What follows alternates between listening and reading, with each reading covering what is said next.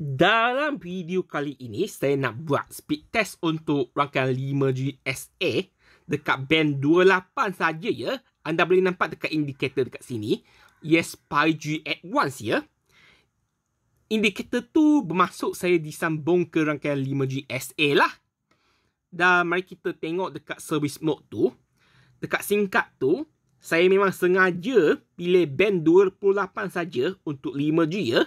Anda boleh nampak dekat situ, saya tak pilih pun rangkaian 4G ya. So, memang rangkaian yang saya sambung tu adalah 5G SA. Pelan yang saya guna adalah Power 35 dari Yes. Telefon bimbit yang saya guna pula adalah Galaxy A06 5G dari Samsung lah.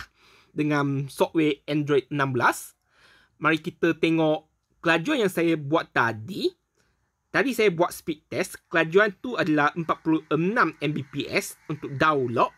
Upload tu 24 Mbps ya. Kelajuan tu lebih macam kelajuan 4G lah dekat sini. Mari kita buat speed test lagi. Untuk rangkaian 5G SA 700 MHz ya. Kelajuan tu tak cepat pun. Dalam 42-41 megabits per second saja. Untuk upload pun sebenarnya tak cepat juga. 20 Mbps macam tu lah. Tetapi kebaikan kalau anda disambung ke rangkaian 5G SA tu adalah rangkaian 5G yang lebih stabil. Tak akan tiba-tiba jatuh ke 4G ya.